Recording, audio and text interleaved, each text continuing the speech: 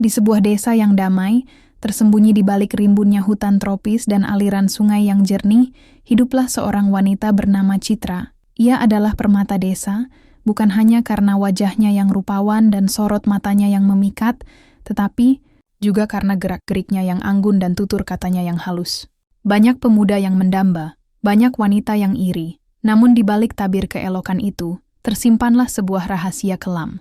Citra adalah seorang wanita yang serakah, haus akan kemewahan, dan tak segan menempuh jalan pintas demi memenuhi hasratnya. Sebelumnya, mari tulis sholawat di kolom komentar agar kita bisa mendapatkan syafaat di akhirat kelak, dan jangan lupa subscribe, like, dan komen agar Anda bisa mendapatkan kisah-kisah terbaru lainnya. Sejak kecil, Citra telah diajarkan untuk menghargai dan kerja keras. Namun, ia lebih tertarik pada hasil cepat, pada kemudahan yang ditawarkan oleh tipu daya.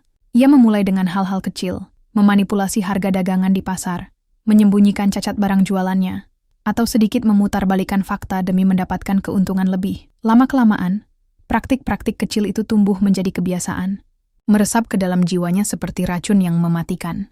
Ia tidak lagi peduli pada etika, pada hak orang lain, bahkan pada bisikan hati nuraninya sendiri.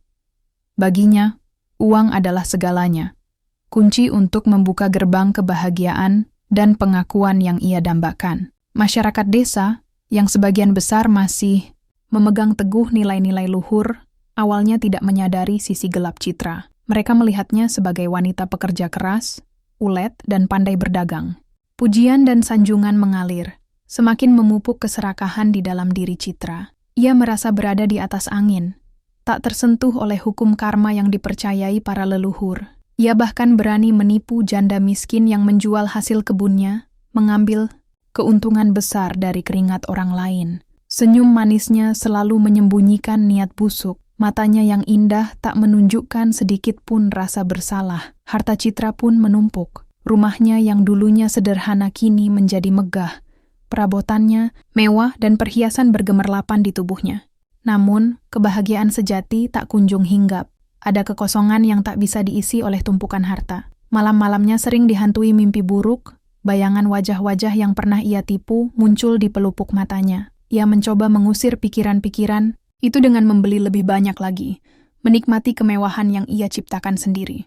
Namun, semakin ia mencoba melarikan diri, semakin erat jerat dosa melilitnya. Suatu pagi, Citra terbangun dengan perasaan mual. Bulan-bulan berikutnya membawa perubahan pada tubuhnya. Sebuah kehidupan baru bersemi di rahimnya. Ia mengandung. Kabar kehamilan ini disambut gembira oleh seluruh desa, terutama oleh suaminya, Banyu, seorang pria sederhana yang mencintai Citra sepenuh hati. Banyu tidak pernah tahu tentang rahasia kelam istrinya. Ia hanya melihat Citra sebagai wanita yang sempurna, anugerah dari Tuhan. Citra pun diliputi kebahagiaan. Ia membayangkan seorang bayi mungil yang sempurna, lucu, dan sehat. Ia akan mendidiknya menjadi anak yang baik, tidak seperti dirinya. Namun, di dalam lubuk hatinya, terselip sedikit rasa cemas. Apakah kehamilannya ini akan menjadi awal dari penebusan dosa? Atau justru membawa konsekuensi yang tak terduga? Ia mencoba menepis pikiran-pikiran negatif itu, fokus pada kebahagiaan yang akan datang. Tapi takdir memiliki rencana lain, sebuah rencana yang akan mengubah hidup Citra selamanya, menguak tabir dosa-dosanya di hadapan semua orang, dan mengajarkannya arti sebuah penyesalan yang mendalam. Benih-benih keanehan akan segera muncul, tanda-tanda dari sebuah peringatan yang tak terbantahkan. Kehamilan Citra berjalan tidak seperti yang ia bayangkan. Sejak awal trimester kedua, tubuhnya mulai menunjukkan gejala-gejala yang aneh, jauh dari keluhan umum yang dialami ibu hamil pada umumnya. Awalnya, ia sering merasa gatal-gatal hebat di sekujur tubuh, terutama pada malam hari. Kulitnya memerah, dan terkadang muncul ruam-ruam kecil yang semakin membuatnya gelisah. Ia mencoba berbagai salep dan ramuan herbal, namun gatal itu tak kunjung hilang, justru semakin intens. Rasa gatal itu seringkali membuatnya terjaga semalaman, menggaruk tubuhnya hingga lecet dan meninggalkan bekas luka. Tak hanya itu, Citra mulai mengalami perubahan drastis dalam pola makannya. Ia yang dulunya gemar menyantap makanan berselera tinggi, kini justru mengidam hal-hal yang tidak lazim. Aroma ikan mentah, yang dulu membuatnya mual, kini justru sangat menggoda. Ia bahkan beberapa kali ketahuan diam-diam memakan ikan mentah yang baru saja ditangkap suaminya, tanpa dimasak terlebih dahulu. Perilaku ini membuat Banyu terkejut, namun ia mencoba memaklumi, menganggapnya sebagai kebiasaan aneh ibu hamil. Mungkin saja ini bawaan bayi, Citra, ujarnya mencoba menenangkan. Namun, keanehan tidak berhenti sampai di situ. Suatu malam, Citra terbangun dengan rasa lapar yang tak tertahankan. Ia turun ke dapur, mencari-cari sesuatu untuk dimakan. Tiba-tiba, pandangannya tertuju pada seekor tikus kecil yang berlari di sudut dapur. Tanpa pikir panjang, insting aneh muncul dalam dirinya. Ia bergerak cepat, seperti pemburu yang mengintai mangsanya. Sebelum ia menyadarinya, tangannya sudah berhasil menangkap tikus itu. Ia terkesiap, menyadari perbuatannya. Jantungnya berdegup kencang, campuran antara ketakutan dan rasa jijik yang aneh. Ia buru-buru melepaskan tikus itu, dan merinding membayangkan apa yang hampir ia lakukan. Kejadian ini membuatnya sangat ketakutan. Ia mulai bertanya-tanya ada apa dengan dirinya. Selain itu, Citra juga mulai merasakan sensitivitas yang luar biasa terhadap suara. Suara-suara kecil yang dulu tidak ia hiraukan, seperti gesekan daun, tetesan air, atau bahkan bisikan orang, kini terdengar begitu jelas dan seringkali membuatnya terkejut. Pendengarannya terasa jauh lebih tajam, seperti telinga binatang yang waspada. Matanya pun demikian. Ia merasa pandangannya semakin tajam. Dalam gelap, mampu melihat objek-objek kecil yang sebelumnya tak terlihat. Namun di siang hari, cahaya terang justru sering membuatnya merasa silau dan tidak nyaman. Perubahan-perubahan fisik ini mulai memengaruhi Citra secara psikologis. Ia menjadi lebih pendiam, sering melamun, dan terlihat gelisah. Ia mencoba menyembunyikan keanehan ini dari suaminya dan masyarakat desa. Ia takut dicap gila, atau lebih buruk lagi, dianggap membawa kutukan. Ia sering melihat bayangannya di cermin, mencoba mencari tahu apa yang sebenarnya terjadi pada dirinya. Terkadang ia merasa seperti ada sesuatu yang lain di dalam dirinya, sesuatu yang bukan dirinya. Rambutnya terasa lebih kasar, dan ia sering mendapati dirinya tanpa sadar menggaruk-garuk bagian belakang telinganya, seperti seekor hewan. Meskipun keanehan ini semakin kentara, Citra tetap berusaha keras untuk tetap tenang dan rasional. Ia mencoba meyakinkan dirinya bahwa semua ini hanyalah hormon kehamilan yang tak terduga, efek samping yang jarang terjadi namun masih dalam batas normal. Ia membaca buku-buku kehamilan, mencari informasi di mana-mana, namun tak ada satupun penjelasan yang cocok dengan apa yang ia alami. Kecemasan yang mendalam mulai menyelimuti dirinya, sebuah firasat buruk yang terus membayangi. Ia tidak tahu bahwa keanehan ini hanyalah permulaan, sebuah pertanda dari sesuatu yang jauh lebih besar dan akan mengubah hidupnya selamanya. Tak lama lagi, tabir misteri ini akan terkuak, dan kebenaran yang mengejutkan akan terungkap di hadapan semua orang. Bulan ke-9 kehamilan Citra akhirnya tiba, membawa serta rasa cemas dan antisipasi yang memuncak. Kontraksi mulai terasa, semakin intens seiring berjalannya waktu. Banyu, dengan sigap memanggil bidan desa, Ibu Suci, seorang wanita paruh baya yang telah membantu kelahiran ratusan bayi di desa itu. Wajah Ibu Suci terlihat tegang saat memasuki rumah Citra. Ia merasakan aura aneh yang terpancar dari wanita hamil itu, sebuah firasat yang tidak biasa. Persalinan berjalan sangat sulit dan tidak seperti biasanya. Citra mengerang kesakitan. Suaranya terdengar seperti raungan yang tertahan, bukan jeritan manusia biasa. Keringat membasahi seluruh tubuhnya, dan matanya memancarkan ketakutan yang luar biasa. Banyu terus menggenggam tangannya, mencoba memberikan dukungan. Meskipun ia sendiri merasa cemas dengan keanehan yang ia saksikan, ia melihat bagaimana kuku istrinya, yang biasanya terawat, kini tampak lebih panjang dan sedikit melengkung, seolah-olah siap mencakar. Setelah perjuangan yang panjang dan melelahkan, saat fajar menyingsing, momen yang ditunggu-tunggu akhirnya tiba. Tubuh mungil itu akhirnya keluar. Ibu Suci bersiap menyambutnya, namun ia terkesiap. Tangannya membeku di udara. Alih-alih tangisan bayi yang nyaring, suara meong lirih justru memenuhi ruangan, memecah kesunyian subuh. Suara itu begitu jelas, begitu nyata, hingga Banyu dan beberapa anggota keluarga yang menunggu di luar ikut terkejut. Ibu Suci, seorang bidan berpengalaman, belum pernah melihat pemandangan seperti ini seumur hidupnya. Di hadapan mereka, terbaringlah sesosok bayi yang jauh dari bayangan mereka. Seluruh tubuhnya tertutup bulu halus berwarna keabuan, mirip seperti bulu anak kucing. Telinganya lancip dan berdiri tegak. bukan telinga bayi manusia pada umumnya. Dan yang paling mengejutkan, sebuah ekor kecil yang menggeliat di antara kedua kakinya, bergerak-gerak seperti ekor anak kucing yang baru lahir.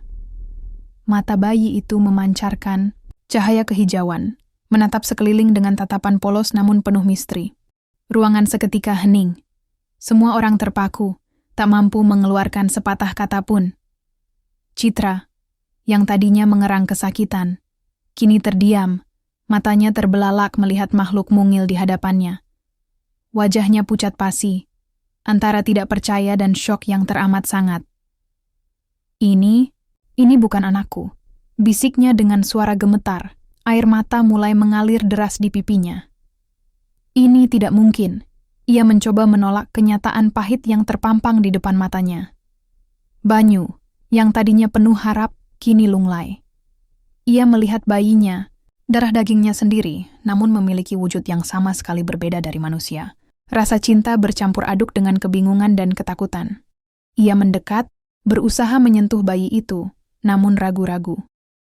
Masyarakat desa yang mendengar kabar aneh ini segera berbondong-bondong datang ke rumah Citra. Bisik-bisik dan desas-desus mulai beredar, memenuhi udara dengan berbagai spekulasi dan prasangka. Kisah tentang bayi yang lahir menyerupai kucing ini menyebar bagai api dalam sekam, mengguncang ketenangan desa. Beberapa orang menganggapnya sebagai kutukan, sebagian lain menyebutnya sebagai azab Tuhan atas dosa-dosa yang tidak diketahui.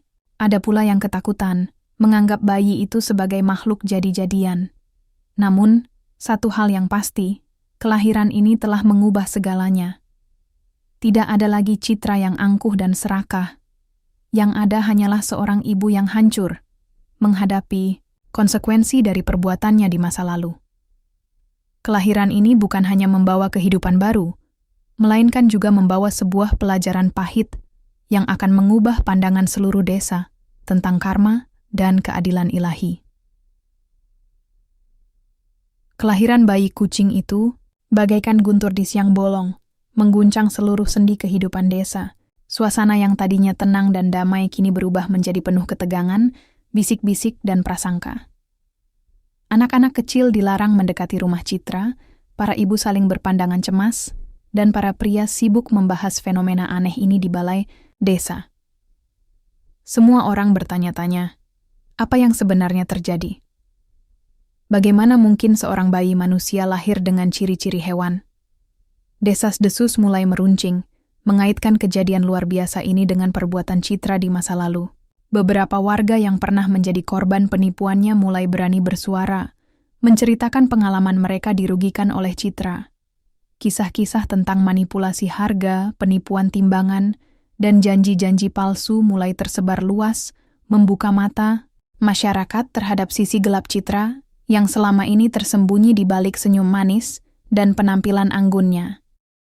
Aku pernah membeli beras darinya, katanya beras kualitas bagus, tapi ternyata banyak kutu dan batu. Ujar seorang ibu dengan nada marah, dan dia berjanji akan membayar hasil panenku lebih mahal. Tapi akhirnya dia kabur dan tak membayarku sepeser pun. Timpal petani lain dengan nada geram. Berita-berita ini, yang tadinya hanya menjadi rahasia umum di kalangan korban, kini menjadi topik utama, seolah membenarkan kutukan yang menimpa Citra. Namun, di tengah hiruk-pikuk ketidakpastian dan ketakutan itu, seorang tetua desa yang dihormati, Mbah Karto, muncul sebagai penenang. Mbah Karto adalah sosok yang bijaksana, dengan rambut putih yang terurai dan mata teduh yang memancarkan kedamaian. Ia dikenal karena pengetahuannya yang luas tentang adat istiadat, kearifan lokal, dan pemahamannya yang mendalam tentang hukum karma. Ia selalu mengajarkan bahwa setiap perbuatan, baik itu kebaikan sekecil apapun atau kejahatan sebesar apapun, akan selalu ada balasannya. Mbah Karto mendengar semua bisikan dan keluhan. Ia membiarkan masyarakat meluapkan kekesalan mereka, namun tidak ikut menghakimi. Setelah beberapa hari, ia memutuskan untuk mengunjungi Citra. Suasana di rumah Citra terasa berat. Citra terbaring lemah, matanya bengkak karena terus menangis, dan wajahnya dipenuhi penyesalan. Bayi kecilnya, yang kini diberi nama Kintan, yang berarti intan kecil, terlelap di sampingnya. Bulu halusnya masih terlihat jelas, dan sesekali ekor kecilnya menggeliat. Mbah Karto duduk di samping Citra, menatapnya dengan lembut namun penuh arti. "Citra," katanya dengan suara serak namun tegas, "hidup ini adalah timbangan. Setiap perbuatanmu, baik itu setitik debu kebaikan atau setitik debu keburukan, akan ditimbang di hadapan Tuhan. Engkau telah mengumpulkan harta dengan cara yang tidak benar, mengambil hak orang lain, dan melupakan keberkahan dari rezeki yang halal. Hatimu, Citra, telah diselimuti kegelapan karena keserakahanmu, dan dalam pandangan Tuhan, engkau bagaikan seekor binatang buas yang hanya mengejar mangsa." Kata-kata Mbah Karto menampar Citra seperti cambuk. Ia terkesiap, air mata kembali, mengalir deras. Semua dosa-dosanya, semua tipu daya yang pernah dilakukannya, kini terpampang jelas di benaknya. Ia tidak bisa lagi menyangkalnya. Mbah,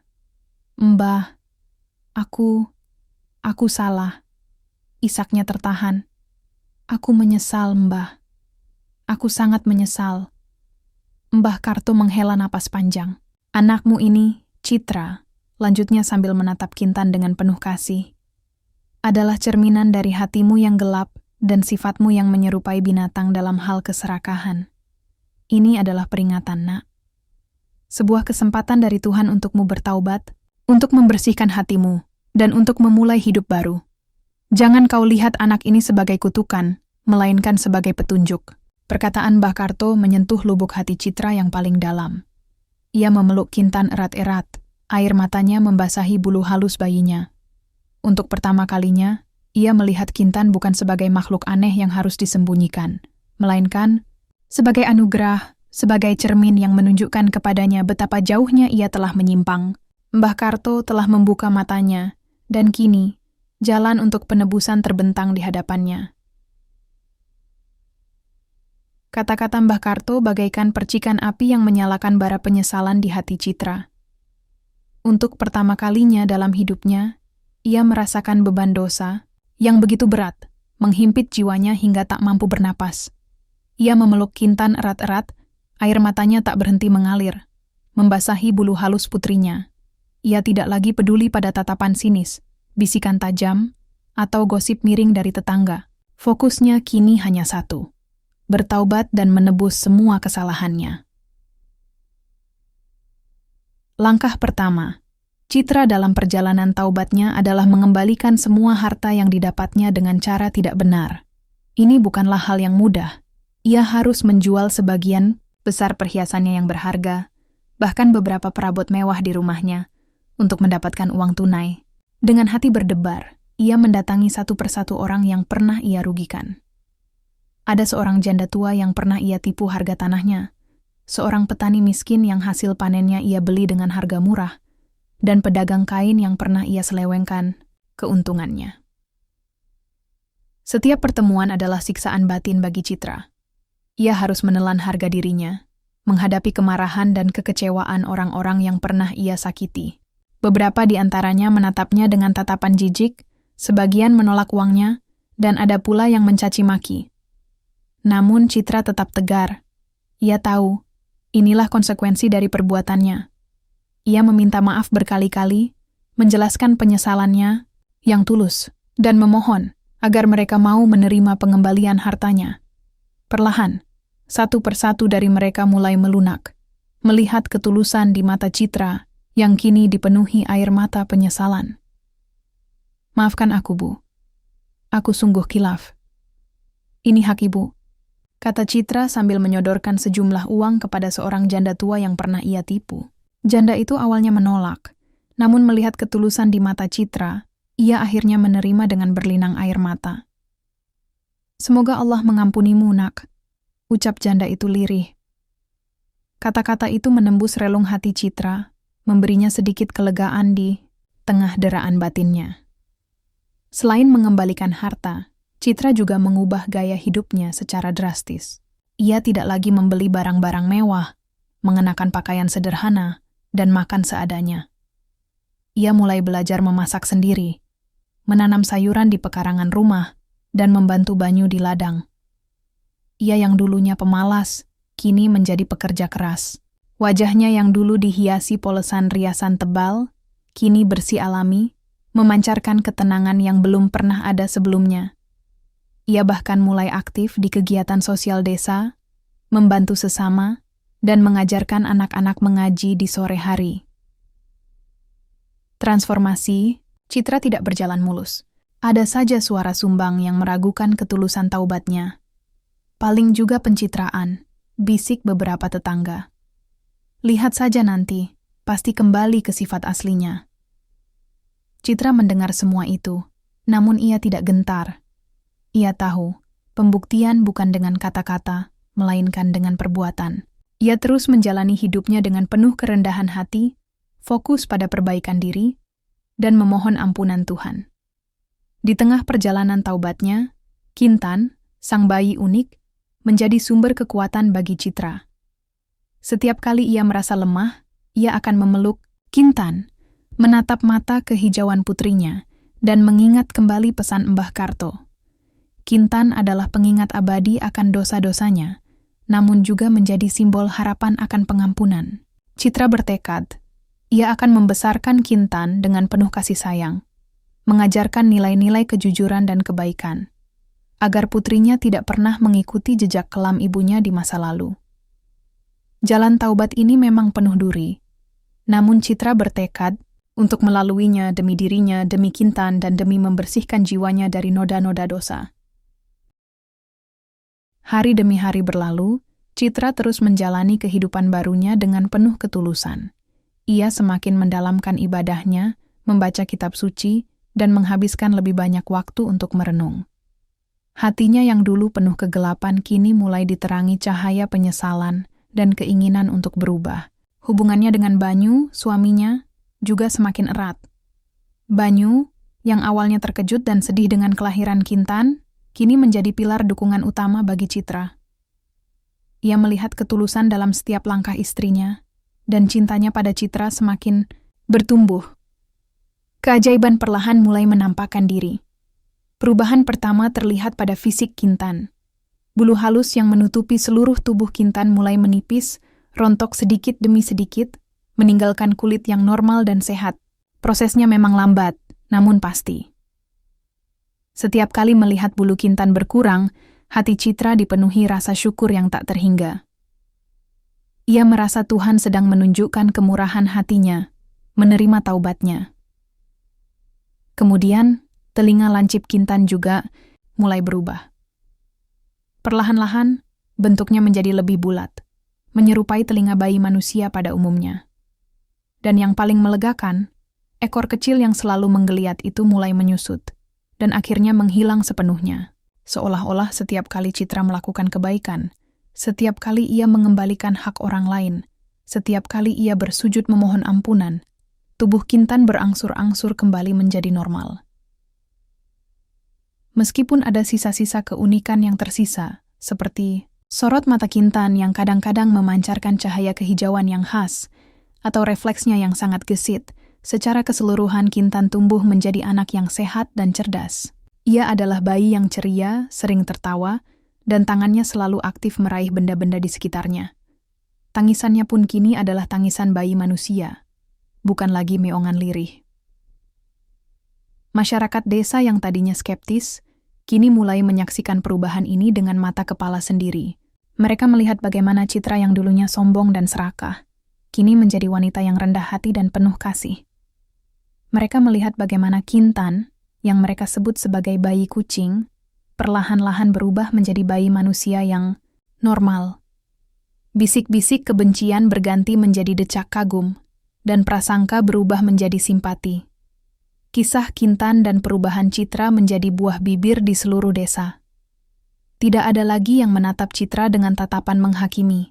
Sebaliknya, mereka mulai melihat Citra sebagai contoh nyata dari kekuatan taubat dan ampunan Tuhan. Kisah ini mengajarkan mereka bahwa bahkan dosa yang paling dalam pun dapat diampuni, asalkan ada penyesalan yang tulus dan niat yang kuat untuk berubah. Mbah Karto, dengan senyum tipisnya, sering mengunjungi Citra dan Kintan. Ia selalu berkata, Ingatlah Citra, keajaiban bukanlah tentang menghilangkan bekas luka. Keajaiban adalah tentang bagaimana kamu bangkit dari keterpurukan. Bagaimana kamu belajar dari kesalahan, dan bagaimana kamu menggunakan sisa hidupmu untuk menebusnya. Kintan adalah mukjizatmu, Nak. Dia adalah pengingat abadi akan keadilan dan kasih sayang Tuhan. Citra memeluk Kintan erat-erat.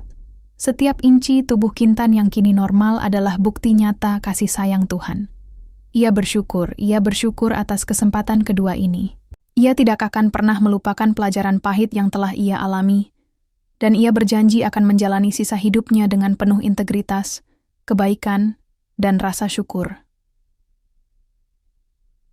Waktu terus bergulir, Kintan tumbuh menjadi seorang gadis kecil yang lincah dan penuh rasa ingin tahu.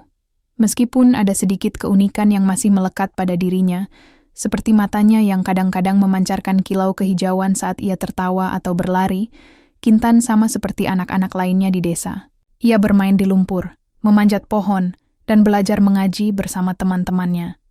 Ia adalah simbol nyata dari pengampunan dan perubahan. Citra, sang ibu, telah benar-benar berubah. Ia menjadi sosok yang dihormati di desa, bukan karena hartanya, melainkan karena kebaikan hatinya dan kerendahan dirinya. Ia sering memberikan nasihat kepada para pemuda, menceritakan kisah hidupnya yang kelam tanpa rasa malu, sebagai pelajaran berharga agar mereka tidak terjerumus ke dalam lubang keserakahan seperti dirinya di masa lalu. Ia menjadi contoh bagaimana seseorang bisa bangkit dari keterpurukan. Bagaimana sebuah kesalahan besar bisa menjadi jembatan menuju pencerahan. Masyarakat desa tidak lagi melihat Citra sebagai wanita yang dulunya serakah. Mereka melihatnya sebagai seorang ibu yang penuh kasih, seorang istri yang setia, dan seorang anggota masyarakat yang peduli. Kisah tentang bayi yang lahir menyerupai kucing, dan bagaimana Citra berubah menjadi legenda yang diceritakan dari generasi ke generasi di desa itu. Kisah itu menjadi pengingat abadi bahwa setiap perbuatan, baik maupun buruk, akan selalu ada pertanggungjawabannya. Hukum karma, meskipun kadang tak terlihat, akan selalu menemukan jalannya untuk menampakkan diri. Kisah Kintan juga mengajarkan tentang kekuatan taubat yang tulus, bahwa penyesalan yang mendalam diikuti dengan niat yang kuat untuk berubah dan tindakan nyata untuk menebus kesalahan dapat membuka pintu maaf dari Tuhan. Tuhan Maha Pengampun, dan Dia selalu memberikan kesempatan kedua bagi hambanya yang sungguh-sungguh ingin kembali ke jalan yang benar. Desa itu, yang tadinya sempat diguncang oleh kejadian aneh, kini menjadi lebih harmonis dan spiritual. Masyarakatnya menjadi lebih sadar akan pentingnya kejujuran, integritas, dan saling menolong. Mereka belajar dari pengalaman Citra, bahwa kekayaan sejati bukanlah tumpukan harta benda, melainkan ketenangan hati, kebahagiaan dalam berbagi, dan keberkahan dari rezeki yang halal. Kintan, dengan keunikan kecilnya, menjadi anak kesayangan desa. Ia adalah simbol harapan, bukti bahwa keajaiban bisa terjadi ketika manusia bersedia memperbaiki diri. Ia tidak pernah merasa berbeda, karena cinta dan penerimaan dari orang tuanya serta seluruh desa membuatnya merasa utuh. Kisah Citra dan Kintan adalah cerminan dari siklus kehidupan yang tak terhindarkan, bahwa apa yang kita tabur, itulah yang akan kita tuai. Mungkin tidak secara instan, mungkin tidak dalam bentuk yang kita bayangkan, tetapi balasan itu pasti akan datang. Dan dalam kegelapan dosa, selalu ada cahaya taubat yang menuntun menuju pengampunan dan perubahan. Kehidupan Citra menjadi bukti bahwa kesempatan kedua selalu ada, asalkan kita berani menghadapi diri sendiri, mengakui kesalahan, dan dengan tulus melangkah di jalan kebaikan.